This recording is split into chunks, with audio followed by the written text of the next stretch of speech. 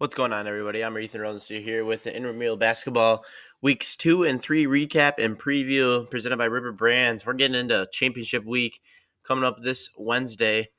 But keep in mind, all season long, we've got you covered with player, coach, and referee interviews and a lot of in-game content, predictions, hot takes, and these shows that we've been doing all season long. I've had a blast doing it, and I'm excited to get to the championship game here. Week 3, a little bit of a recap. We had a little bit of drama between the white and blue team, as many people call that one the game of the year.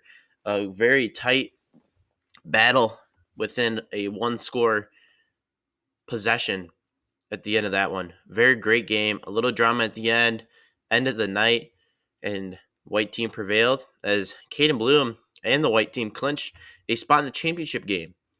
They have a bye during the first set of games on Wednesday. We'll see who decides to join them for the championship game in the second set of games on Wednesday. But Caden Bloom is still ahead of that front runner for MVP and other respective awards. But don't count out the red team. They're emerging. They had some late season additions through the free agency. And man, they won both their games last week. They got a chance. They win their game tomorrow on Wednesday. If they win that game, they're in the playoffs. They're in the championship game. They're in the championship game. If they lose, they're fighting for third. After losing their first handful of games, and look where they're turned out now. Unbelievable. Great turnaround by Aaron Benchall, head coach for the red team. Here are your season standings. The Y next to the white team means they've clinched a spot in the playoffs, or championship game, I guess you should say. They got that 5-0 record. Look at that point differential, 49. 49. Absolutely absurd. They stay up at the one spot. The blue team, despite their loss, they stay at the number 2. They have a +7 point differential. And red team jumping up 2 spots for us. They're 2-3. They were 0-3. They're 2-3 now. They get a positive point differential. Watch out for them to make a run into the playoffs. They play blue. To winner of that game goes to the championship game. Then we got the gray team at 1-3. They're tanking a little bit. They moved down 2 spots from the number 2 spot. And they're a negative point differential. And then there's the black team. Look at that point differential. They got absolutely stomped by a white team last week. They got a negative 57 point differential. That's more than the white team has positive. They're 1-4. They're just looking for anything, any positive morales, any participation awards they're going to get. That's where they're at. They're at the number 5 spot through the standings. Let's take a peek at the awards race here heading into last week. Caden Bloom atop of that list.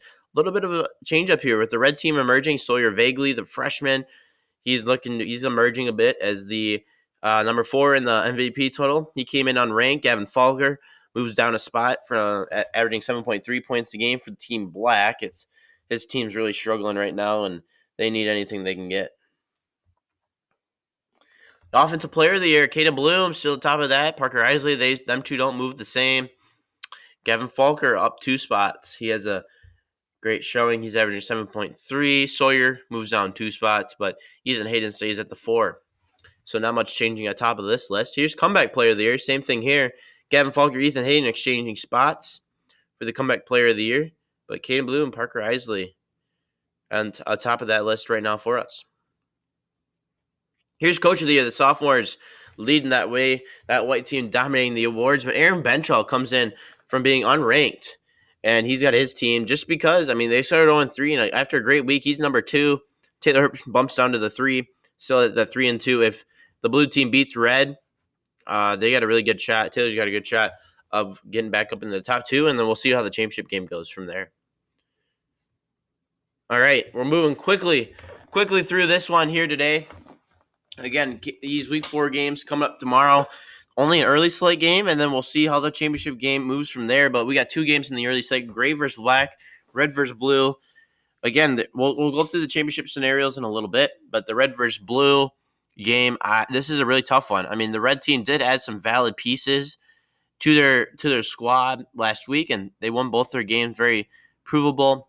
There's been some trade talks. I'm not sure what the teams are going to look like for tomorrow's matchup. A lot of time between now and Wednesday night at 8 p.m. But give me the blue team. I think that they came off a tough loss against white. There's a championship race on the line. They get back to the championship. They're on a bigger stage with an opportunity to get back at the white team. I think the blue team does a great shot Let's go back to the gray versus black game. Not a lot here. Gray's been slumping a little bit. Black team hasn't been good all year. I'm gonna go with the gray team, but take my picks for granted because I'm 3-5. We had a rough week. Last week. Not a great showing so far through this. I'm hoping to get back in the win column, but we'll see how it goes. But here's what we got. Here's Championship Wednesday. Here's some scenarios. White teams automatically end the championship game. White teams automatically end. They play the winner of red versus blue. Whoever wins that game is going to play white in the championship game. Whoever loses that game is going to play the winner of the gray versus black game for third place.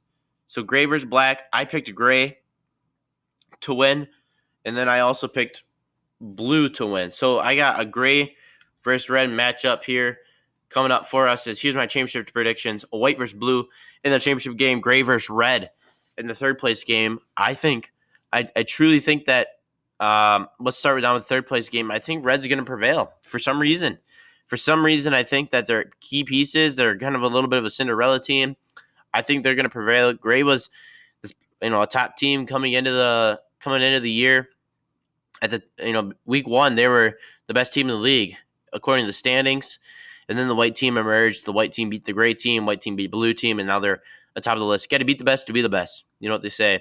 Championship game. I think you're foolish to bet against the white team at this point, right? I mean, who's stopping them? I don't know. They got the top two in MVP, Offensive Player of the Year, Comeback Player of the Year, everything. You got to give me the white team in this.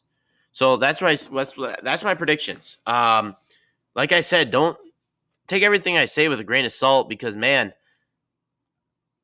3-5 is not a great showing. Not a great showing. Small sample size. Not a great showing. I'm here. I go 4-0 this week. I'm 7-5. If I go 3-1 this week, I'm 6-6. That's the goal. We can give one loss. And predicting the championship game is tough because if you get one of the first two wrong, then you get the rest wrong. And so if we get that, can't really count the second part. But we'll see. Maybe I'll have to put a live reaction on there for my predictions. That's going to wrap up this edition of our recap review of the Intramural Basketball League for the Monroe Cheesemakers. This is the last one. Rumor has it they might be adding another week coming up in early January on the other side of Christmas break. So we'll be watching out for that. That could be possibly a comeback of this show. But last edition at this point in the season as our championship games are being played, and then we're off to Christmas break, and we'll be back in 2024. Thanks for everybody for watching. Nice, quick, short episode for everybody. Good luck to all the teams here in the final week. Enjoy it. It's been fun so far. Hopefully we get a great turnout. And we will see everybody at 8 p.m. on Wednesday night at the Ox Gym.